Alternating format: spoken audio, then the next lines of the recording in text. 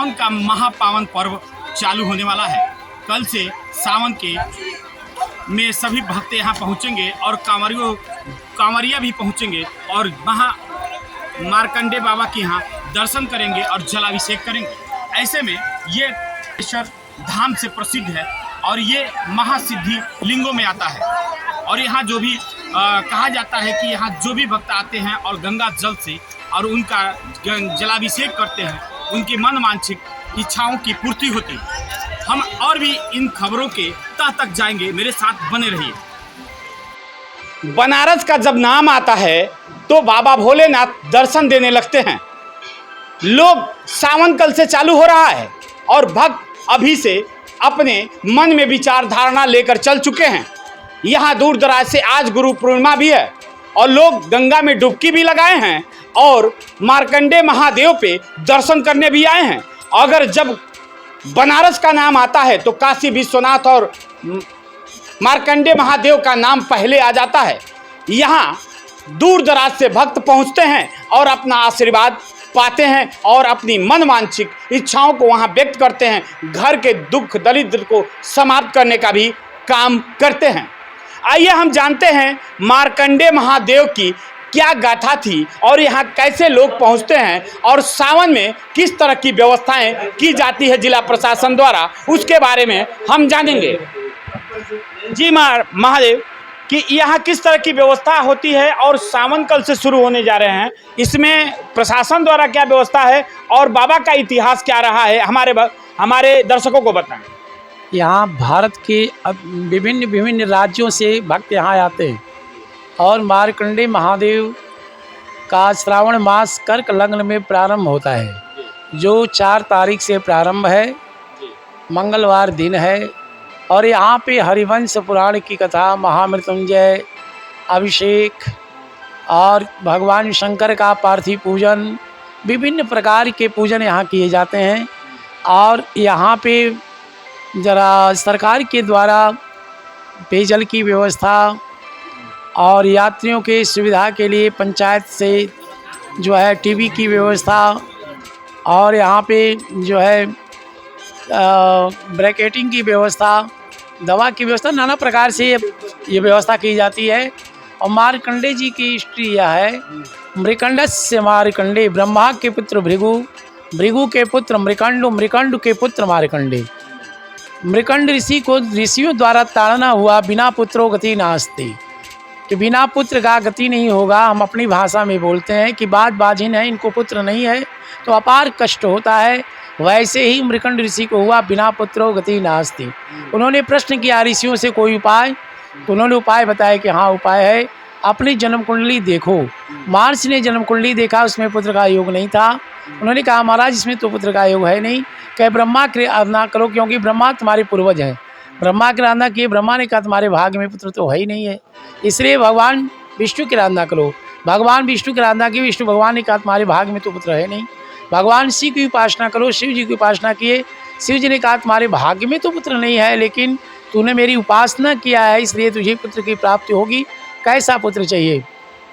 महर्षि मृकंडु ने कहा सर्वज्ञ दीर्घायु। शिव ने कहा नहीं, तुमने 2 मांग लिया, एक सर्वज्ञ मांगा, दूसरा दीर्घायु, मैं 2 नहीं दे सकता। कहा महाराज मैंने समझा नहीं, अल्पायु जिसकी होगी वह 12 वर्ष के लिए पैदा होगा जो ज्ञानी होगा, और दीर्घायु जिसकी होगी वो ज्ञानी नहीं होगा, उसकी लंबी आयु होगी।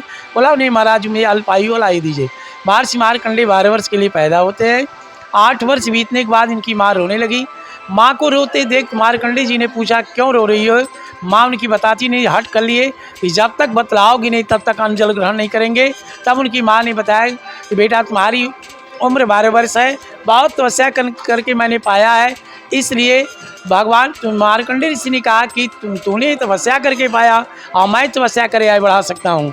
वही भगवान शंकर की उपासना के शिव जी ने प्रकट हुए, और जब भगवान शंकर प्रकट हुए विंध्याचल में गए, बाबा विश्वनाथ की नगरी में गए, फिर यहाँ आए, यहाँ पार्थिव बनाकर पूजन किए। 12 वर्ष बीतने के बाद यमराज आया। यमराज क्या देखता है कि चारों तरफ अग्नि उत्पन्न हो रही है। जैसे ही मार्कंडे जी को जो है यमराज नाग फांस फेंक कर खींचना चाहता है, उसी समय मार्कंडे जी पार्थिव लिंग को पकड़ लेते हैं और पकड़ करके कहते हैं चंद्रशेखर मास श्रेमम किम करिष्यति वयिमा, वयिमा चंद्रशेखर मास श्रेमम, वही माने यमराज, चंद्रशेखर माने शिव, माश्रे माने आश्रित हूँ, किम करिसत माने क्या करेगा, यमराज मेरा क्या बिगाड़ेगा। जो मैं महाकाल के दरबार में हूँ, बाबा के सानिध्य में हूँ, मैं यमराज मेरा कुछ नहीं बिगाड़ सकता। वह भगवान शिव चतुर्भुज में निकलते हैं और त्रिशूल लेकर मारने के लिए यमराज को ही तैयार हो जाते हैं। उन्होंने कहा कि उन्हें कैसे आ गया कि महाराज ब्रह्मा ने भेजा, कहे ब्रह्मा के आयुष्य ने मेरी आयु से गणना करो। चतुर्युगे सहस्राणी 4000 युग बीतने के बाद ब्रह्मा का 12 दिन होता है, भगवान विष्णु का 1 दिन होता है, भगवान शिव का 1 पल होता है। अभी तो मेरा निमिष मात्र भी नहीं हुआ, तुम चले आए। कहे महाराज बस गणना हो गई, गणना करने की जरूरत नहीं है। कहे वर मांगो, तो वर मांगते हैं मार्कंडे जी की, जैसे मैं किसी माँ को गोद में नहीं मिल रहा था, आपने यहाँ दिया, मुझे कोई पुत्र प्राप्ति के लिए यहाँ आवे, उसे पुत्र की प्राप्ति हो। अल्प आयु जैसे मैं था, आपने आयु दिया, कोई आयु के लिए आए उसकी आयु की प्राप्ति हो। समस्त कामना जो भी कुछ कोई मांगे उसकी समस्त कामना पूर्ण हो। ये 3 वाक्य मार्कंडे ने बतवाया। शिव ने कहा अपने लिए मांगो, अपने लिए नहीं मांग रहे थे। शिव ने मार्कंडे का इच्छा जागृत किया, कुछ मांग ले। तब उन्होंने मांगा कि मुझे महाप्रलय दिखा दीजिए। शिव जी ने कहा महाप्रलय इतना सहज नहीं है, तुम्हें भगवान विष्णु की आराधना करनी पड़ेगी। अलकनंदा में जाकर हिमालय में भगवान विष्णु की आराधना किए मार्कंडे जी, तब भगवान विष्णु तैयार हुए।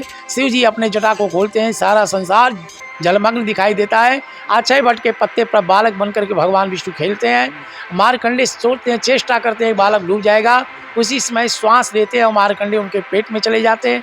सारे संसार को देखते हैं, महाप्रलय में भी मार्कंडे जी का नाश नहीं होता है। तब जो है युधिष्ठिर जी महाभारत के वन पर में नारद जी श्लोक बताते हैं कि यह क्यों दुर्लभ है। श्री महाभारत प्रतिष्ठित नारदीचनम मार्कंडे यश राजन तीर्थमासात दुर्लभम गोमती गंगा शैवा संगमे लोक विस्तृते अग्निष्टोम वापनोति कुलंच समुद्रेत। एक अग्निष्टोम यज्ञ करने का जो फल मिलता है मात्र दर्शन करने से ही मिल जाता है, इसलिए स्थान दुर्लभ है। हमारा नाम श्यामू महाराज है।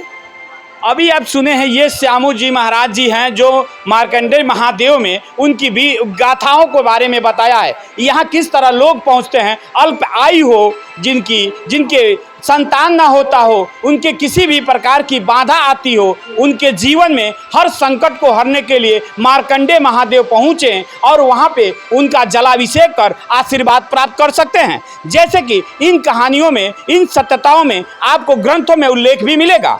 जहाँ मैं पहुँचा हूँ ये बनारस की वो तपोभूमि है जहाँ पे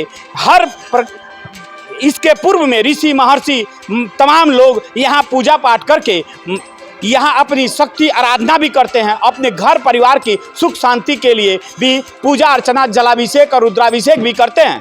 उनकी सारी इच्छाओं की पूर्ति होती है। अल्प आयु वालों की दीर्घ आयु मिलता है, जिनके बच्चे संतान ना होते हैं उनके संतान मिलता है, उनकी सारी घर की इच्छाओं की पूर्ति भी होती है। इस समय मैं मार्कंडेय महादेव में आए हुए हैं दर्शन करने, इनसे बात करेंगे ये क्या, कहाँ से आए हैं और क्या सोच रखे हैं और ये क्या कहना चाहते हैं। हम मऊ नाथ भंजन मऊ से आए हैं। जितेंद्र सिंह मेरा नाम है। ये हम लोग यहाँ बहुत पहले से ही बाबा का दर्शन होता रहता है। शुरू में यहाँ जो है बहुत पहले बाबा ने मुझे आदेश दिया, मैं एक सौर ऊर्जा भी लगाया, सबसे सर्वप्रथम जो चालू हुआ जी, और तो फिर दर्शन होता ही। अच्छा, यहाँ पे आते हैं आप तो क्या आपको शांति मिलती है और किस तरह घर का जो बाधाएं सब बाधाएं समाप्त होती हैं। बाबा का आशीर्वाद है कि सब कुछ हमें एकदम परिपूर्ण किए हैं। जितेंद्र सिंह।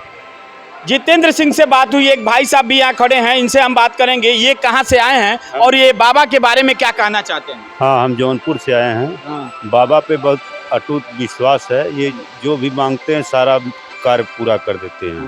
क्या नाम है। नन्हेलाल सोनकर, केराकत, जिला जौनपुर। ये जौनपुर से चल के यहाँ आए हैं बाबा का दर्शन। एक माता जी आई हैं, इनसे भी जानेंगे ये क्या कहना चाहती हैं महादेव के बारे में। महादेव की बहुत अपार शक्ति है, इसमें हर मनोकामनाएं पूर्ण होती है। हाँ, हर सुख दुख में साथ रहते हैं। भगवान को सच्चे मन से याद करो तो भगवान हर संकट को दूर करते हैं, यही मेरी इच्छा है। जैसे कि आप देखे हैं यहाँ तमाम भक्त भी लगातार आ रहे हैं। यहाँ एक और भी भक्त हैं जो बाबा का दर्शन करके बाहर निकले हैं, इनसे हम जानेंगे बाबा के बारे में क्या कहना चाहते हैं। बाबा की तो भैया असीम अनुकंपा है। कहाँ से आए हुए हैं। हम तो आए हैं चोलापुर साइड से जी। बाबा कहा जाता है कि बाबा के यहाँ जो भी दर्शन करते हैं उनकी सारी इच्छा भी पूर्ति होती है, उनकी दीर्घ आयु भी, जो कष्ट होते हैं वो भी दूर होते हैं। आप हमारे दर्शकों को बताइए क्या क्या होता है। नहीं, बाबा में तो बड़ी शक्ति है भैया, सबकी मनोकामना पूर्ण होती है, इसमें कोई संदेह नहीं है। बहुत दूर दूर से श्रद्धालु आ रहे हैं। जी। क्या नाम है आपका? विवेक सिंह। जैसे कि लगातार देख रहे हैं यहाँ भीड़, अब कल से सावन शुरू होगा, आज गुरु पूर्णिमा है। जो यहाँ पे दो दृश्य देखने को मिला है, जो बाबा के दर्शन किए हैं, जो अलौकिक दृश्य है, जो सुख शांति अनुभव हो रही है, वो आम लोगों के साथ लोग अपनी व्याख्या कर रहे हैं बाबा के इस दरबार में। मार्कंडे महादेव के यहाँ जो भी पहुँचेंगे उनकी सारी इच्छाएं पूरी होंगी। इसी के साथ जय हिंद, नमस्कार।